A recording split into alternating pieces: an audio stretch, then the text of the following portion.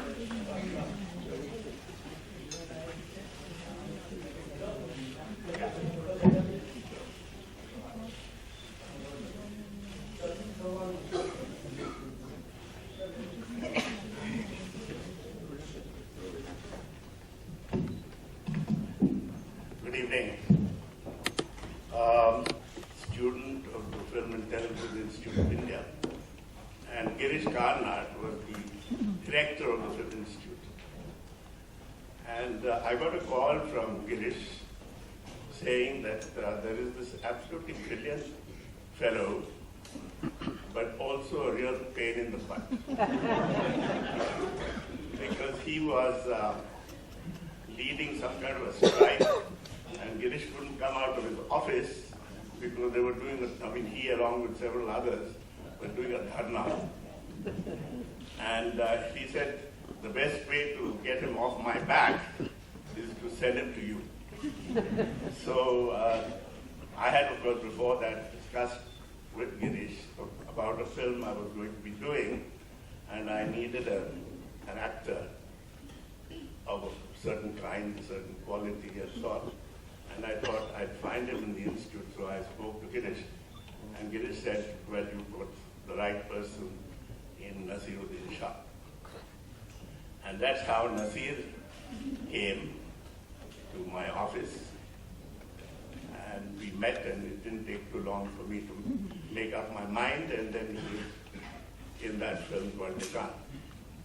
But I didn't realize that he had come with a one-way ticket from Pune. I didn't have the means to go back. I think, and if I remember it correctly, he went out of my office and came back again, and he said, look, do you think you can give me this ticket money to get back to Pune? That's how it all started. But after that, of course, the rest is history, because Nasir is such an exceptional actor, and of course he acted in several of my films, one after the other at that time. And of course, I never realized that he had this other talent in him, his ability to write.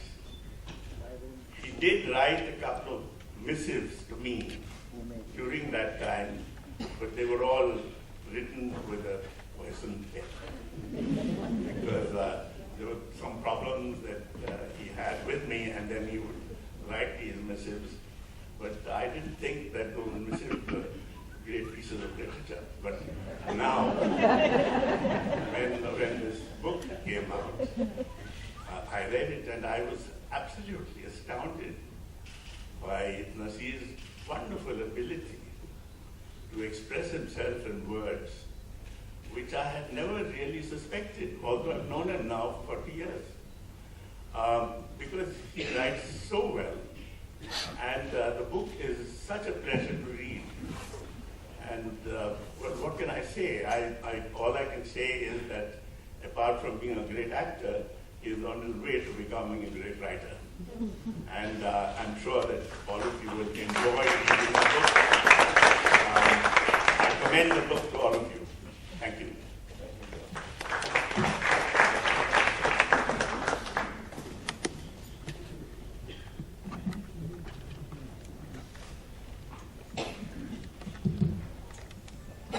So how do you feel about being praised so much for your writing now? It feels great. Obviously, even a backhanded compliment that I received from a reviewer who doubted that I had written the book. Because according to him or her, the vocabulary vocabulary betrays the fact that more than one hand has worked at shaping the sentences or something of the sort. So, yeah, I think actors are supposed to have a vocabulary of 3 words. I, me, and myself. And I think so the reviewer was a bit surprised, as are most other people. But the fact is that even though I came last in class consistently in school, the articles I wrote were invariably selected for the school magazines.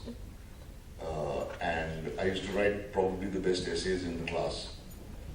And I always got 100 or 100 in dictation. So I suppose it was germinating somewhere. And finally found its expression through this book. After all these years, how did you decide that you want to write about yourself? Were you persuaded by a publisher, or was it a... No, I wasn't. I was shooting this film, which was boring me out of my skull, and I was living in Prague. You want to name it? The League of Extraordinary Gentlemen. And it was getting colder and colder. Winter was setting in. It was minus 17 at night. And I was making so much money that I decided to buy a computer and learn how to use it. And that's what I did, and I started writing it for my own amusement, really. I had nothing else to do. So I just thought I'd try and recall things from my childhood, and I found I could recall quite a few.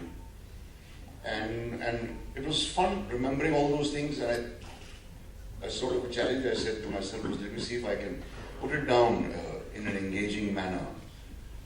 The thought that it would end up as a book didn't occur to me then. So when you started writing, it was just for yourself? Yeah, and that is why the honesty which everybody has mentioned, because it didn't bother me who's going to think what. I wasn't concerned with I didn't want to hurt any feelings naturally, but I wasn't really concerned with who would feel what on reading it, because I never thought anybody would read it. And when it became, or it started shaping into a book, then you didn't want to go over it and start censoring it in order not to hurt people. I don't think I'd said anything which would be hurtful to anyone, firstly. You talked of Neera, which I think has surprised many people. You talked of people. Neera Benegal's steely and icy glare. Oh, that was written with great admiration. That was it went through my spine. And you've written about Vidhu, Vinod Chopra being a motor mouth.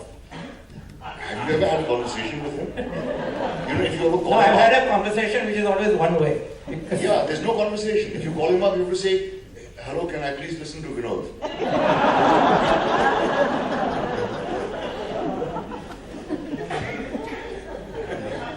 So, it didn't bother me, but I wanted to pay tribute to the people who have really helped me along the way.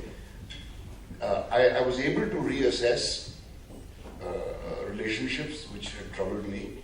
My first marriage, for example, my relationship with my dad. And I was able to look at them afresh, and I think I've been able to effect closure with those things, and that is where the book worked as therapy. I never really thought that it would end up as a book until Ram Guha read an article I had written on Pathaudi for a book called Nawab of Cricket, and he liked that article and asked me if I had written anything else. So I sent him the 99 pages that I had written, and he encouraged me to go ahead and finish it. So his encouragement had a great deal to do with it. Now you mentioned your father and your first marriage. Now you've been very, very frank about both those things, about your relationship with your first child, your daughter. How has she reacted to it? She was terrified of reading the book, firstly, Right. because she was afraid of what I'd have written about her mom. I dare say she'd heard stories about me. She hadn't met me till she was 12. I hadn't met her either. And I suppose she hadn't heard very complimentary things about me. So she was very frightened when she came to meet me for the first time, and after she'd met Ratna and me, she decided she wanted to live with us. So it was the same fear which returned, I think, when the book finally came out. She was afraid of what I have said. And it took her a long time to read the book. I had to go, sort of coax her to read it. But I think it's made her, it's relieved her, and she's feeling good about it. And I think she was... Because most importantly, it's something I've never talked about in interviews, and because there was never any need. But the fact is that while writing about that marriage, I was able to realize how much I owe that woman. Whereas all I'd nursed all along was a feeling of hurt and betrayal and so on, whereas I was in fact the one who was guilty of inflicting the hurt and doing the betrayal. But I used to feel very angry and upset, and I've finally been able to come to terms with that, because I could look back objectively on the relationship and realize how much encouragement and faith I received from her. But the mitigating thing which you're not saying now is that you were 20 when you got married and 21 when you became a father. That really is young. So yeah, I should have known better. But at 20 you don't. It was enough for me that I'd found a woman who loved me, and I couldn't see further than that. I was not ready to become a father. I mean, in fact, when Hiba turned 20, I told her, look, I was your age when you were born. How would you react if you had a baby today? So over the years, and with Ratna's great and tremendous assistance, I think I've been able to heal the wounds. And your relationship with your father, which plays a very important part in the book, it goes right through the book actually, and which is very troubled. Sometimes I wonder, suppose that relationship had been different. Suppose you had had a very free and open relationship, you've been able to talk to him openly about your dreams, ambitions, etc. Instead of him trying to impose his dreams and ambitions on you, because he wanted you to be an engineer, a doctor, or whatever. Suppose he had just let you be. Would you have then actually become an actor, or would you have become maybe a professor of English at St. Stephen's College? IAS officer, perhaps. Officer. Maybe. I think this feeling of having, fighting a battle against somebody, that contributes somewhere to feel you're on opposing sides. But what really bothers me about that relationship is that he in fact probably thought himself to be very liberal and a very progressive kind of a parent, because he never walloped us or anything. He was from a generation where, taking a leather strap to your kids was the norm.